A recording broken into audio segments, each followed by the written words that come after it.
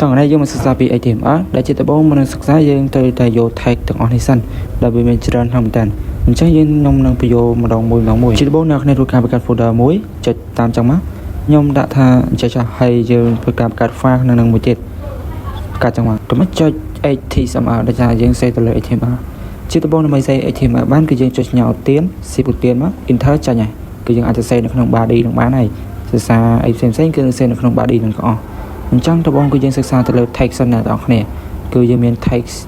x1 ដល់ x6 អត់មានបាក់ទេគ្រាន់តែចុច x ដុល្លារគុណនឹង6 enter វានឹងចេញ x1 ដល់ x6 ឲ្យយើងទៅសេ code ហើយអញ្ចឹងអ្នកគ្នាយើងទៅសេក្នុងនោះមកខ្ញុំសេពាក្យថា hello world អូខេអញ្ចឹងវានឹងចេញមកហើយអក្សរពីធំមកតូចដោយសារតែ x1 ធំជាងគេអញ្ចឹងតូចមករហូតមក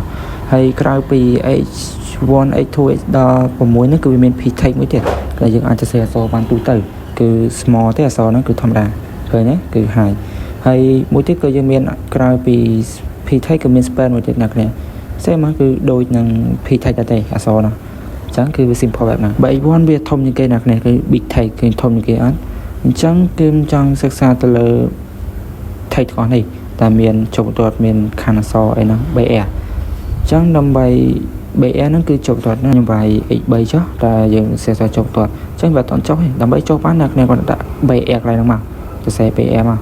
អញ្ចឹងវានឹងចូលបន្ទាត់ដែរឃើញអត់មួយទៀតគឺ hs គឺវាមានបន្ទាត់ពីក្រោមបែបហ្នឹងហើយបន្ទាត់មកគឺយើងសិក្សាទៅលើ b អក្សរដិតណាអញ្ចឹងវាមានអក្សរដិតដោយសារយើងមើលឃើញអញ្ចឹងយើងដាក់ក្នុង span មួយខ្ញុំដាក់អក្សរដិតនៅក្នុង span ហ្នឹងអញ្ចឹងវានឹងឃើញហើយ hello 2ហ្នឹងអ្នកគ្នាមើលទៅគឺមានដិតមួយដិតដោយសារវានៅក្នុង tab b តែដែរជាបន្ទាប់គឺ e ណាដែល e ហ្នឹងអក្សរ trade អញ្ចឹងស្អីមកវានឹងចេញ trade បែបហ្នឹងហើយអ្នកគ្នាហើយជាមួយនឹង mark មួយទៀតចាបើ mark គឺវាអក្សរពណ៌យ៉ាងស្អីមកគឺវានឹងពណ៌លុបពីលើលឹងហើយមួយទៀតគឺអុយដែលអុយហ្នឹងគឺអក្សរដែលមានបន្ទាត់ពីក្រោមណាគ្នាអញ្ចឹងនេះបែបនេះហើយជាបន្ទាប់គឺយើងសិក្សាទៅលើ delete ណាដែល delete ហ្នឹងវាមិនលុបទេគឺវាឆោតនេះអ្នកគ្នាគាត់ឆោតចំកណ្ដាលប៉ុណ្ណឹង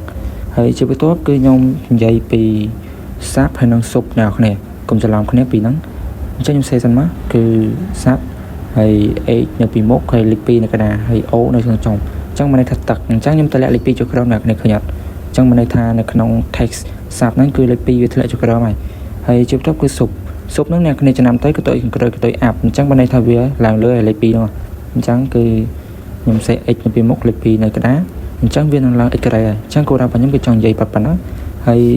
មួយទៀតគឺ address តែជាអាស័យដ្ឋានណាអាស័យដ្ឋានអត់អីទេហើយគឺខ្ញុំសេមកគឺវានឹងចេញ trade បែបនេះគឺអាស័យដ្ឋានភាគច្រើនគឺសេបែបហ្នឹងហើយចុងក្រោយគឺ side add អ្នកនេះនឹង side add នឹងអីអ្នកនេះត្រូវអញ្ចឹងគឺអក្សរ trade ដូចគ្នាគាត់ថាគេប្រើវាដាក់ចំណងជើងណាអញ្ចឹងដូចគ្នាទេ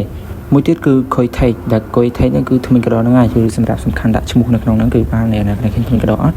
ចង់សេឈ្មោះសេអីគឺដាក់ហ្នឹងមកហើយចុងក្រោយគឺ pre ដែល pre ហ្នឹងគឺរក្សាកម្រិតណា space ណាគឺវាឲ្យចុះ space ឲ្យបានវែងមកតង់ហ្នឹងទៅនេះឃើញអត់ពីលើគឺវាគៀកគ្នាទេដល់ពេលមកដល់ក្រោមតិចគឺវាចុះ space មួយគឺចុះក្រោមតិចមកអញ្ចឹងវីដេអូហ្នឹងគឺខ្ញុំធ្វើលឿនគឺវាសិនជាមិនសូវពិបាកប្រហែលទេតែនេះអ្នកនេះគឺមើលទៅគឺខ្ញុំមានចំណាំខ្លះៗអ្នកនេះមើលគឺរូបមន្តអីហ្នឹងអ្នកនេះអាចទៅនឹងយល់ថាខ្ញុំចង់និយាយពីអីហើយ big comment វានៅនឹងទាំងអស់ជាមួយនឹង text ប៉ុន្តែឥឡូវនេះខ្ញុំបានសិក្សាទៅលើ big ជាមួយនឹង small text ទេដោយសារតែវាអត់សូវប្រើអីប្រហែលទេហើយក្នុងន័យហ្នឹងគឺខ្ញុំចង់និយាយប៉ុណ្្នឹងឯងគឺវីដេអូនេះគឺមានតែប៉ុណ្្នឹងចាំមើលជួបគ្នានៅវីដេអូទី2ដែលខ្ញុំសិក្សាទៅលើដាក់រូបភាពដាក់ link អីគឺនៅលើ browser ទាំងអស់អ្នកនេះ